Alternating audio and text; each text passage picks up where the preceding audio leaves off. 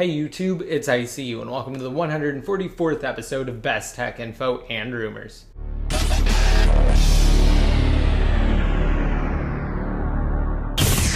Alright, and to start off, as many of you know, on Monday, Apple held their annual Worldwide Developers Conference, more commonly referred to as WWDC. And during the event, Apple officials held a keynote presentation where they not only unveiled the next major installment to OS X, which is officially dubbed OS X Mavericks, but they also gave the public a first look at iOS 7. And among the many revisions and additions to iOS 7, Apple has added Control Center, which is a new way for users to control various settings. It's very similar to SB settings on jailbroken iDevices. They've also made some pretty significant changes to Notification Center, adding tabs in the drop-down menu for a better experience. They've also completely revamped multitasking, and not only the way that it looks, but the way that it actually functions. They've added AirDrop to iOS, which will allow individuals to share various files and images with each other over either Bluetooth or Wi-Fi connectivity, which is very similar to the existing AirDrop OS X feature. Now, aside from just those few changes in iOS 7, Apple has completely revised the mobile operating system.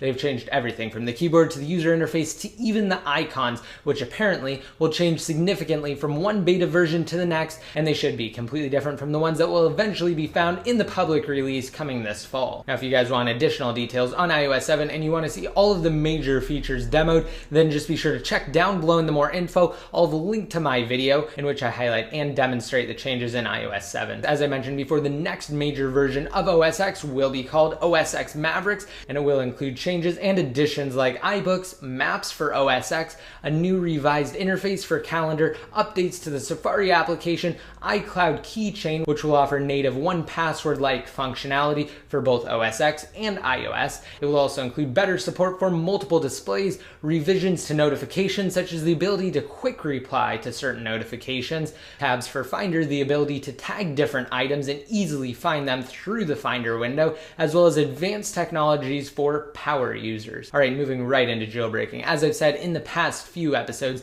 the developers have planned on waiting until the public release of iOS 7 before pushing out the next major untethered jailbreak. Now, some of you were confused about this and thought that they would release an untethered jailbreak once Apple issued the first beta version of iOS 7 to developers. Again, that's not the case. They're going to wait until sometime after Apple releases iOS 7 and the next iPhone to the public, which should be sometime around this fall. And yesterday, following WWDC, Pod2G, famed hacker and contributor to the Evaders dev team, informed his followers via a quick tweet that he's updated his daily iPhone to the first version of 7.0. Now, as I'm sure the majority of you are already aware, when Apple issued iOS 6.1.3 to the public, they effectively closed a number of vulnerabilities that Evasion exploited to achieve an untethered jailbreak on iOS 6.0 through 6.1.2. And again, although the hackers on the iOS scene aren't planning on releasing a 6.1.3 jailbreak, they will develop tools for future versions of iOS 7. And with yesterday's news of Pod2G updating to iOS 7, the fact that the hacker will work on creating a new jailbreak utility is indisputable. After all, it was Pod2G himself who confirmed the Evaders' plans to release an updated utility for an upcoming, quote, major release. And additionally, POSIX Ninja, former leader of the Chronic dev team and prominent hacker, sent a rather interesting tweet to his followers, in which he stated the following, quote, "Red snow sucks, I wish someone would make something better." So previously, POSIX Ninja stated his plans on developing a new Bootrom-based jailbreak, which just so happens to be the same type of jailbreak Red Snow is. Now, for those of you who are unaware, a Bootrom jailbreak takes advantage of a hardware exploit that's impossible for Apple to patch without releasing entirely new hardware, which is why the exploits found in Red Snow, namely the Lime Rain exploit, have survived since 2010. And without reading too much into it, POSIX Ninja's latest tweet may be an indication of what's to come for the future of jailbreaking, and if that's the case, it will certainly solidify the jailbreak community for years to come. Alright, and finally, finishing off the news with a rumor, according to a new report from Reuters, Apple is considering using significantly larger displays for future iPhone models, suggesting that the company is heavily testing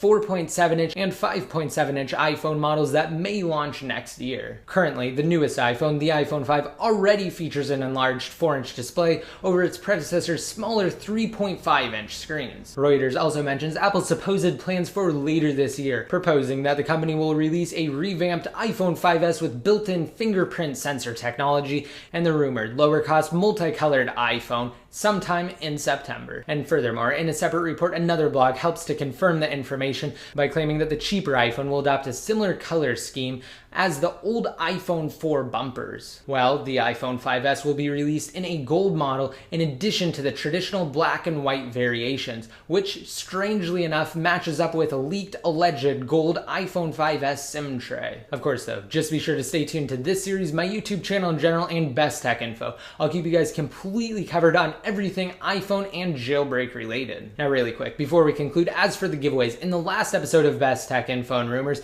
I told you guys that once that video had reached 3,000 comments, I would leave the code to a $100 Amazon gift card in the comments section. Well, it doesn't look like that's happening anytime soon, so instead I'm going to post the code on that video on Sunday at 12 p.m. Pacific time. So just be sure to be on that video during that time and leave a comment to be entered. And once you see the code pop up on that video, simply go to Amazon and the first person to redeem that gift card will be the winner. As for my other giveaway though, if you still want to enter in to win a $100 Amazon gift card, just be sure to rate this video up and hit that subscribe button to be notified every time I release new videos, and also leave a relevant comment down below in the comments section. If you don't know what to leave in the comment section, try answering the question of the day. What size screen would you guys like to see future iPhone models adopt? Again, just be sure to let me know in the comment section or on Best Tech Info. And of course, don't forget to be updated more often. Just be sure to like me on Facebook, follow me on Twitter, and add me in one of your circles inside of Google+. And until next time, this is ICU signing out.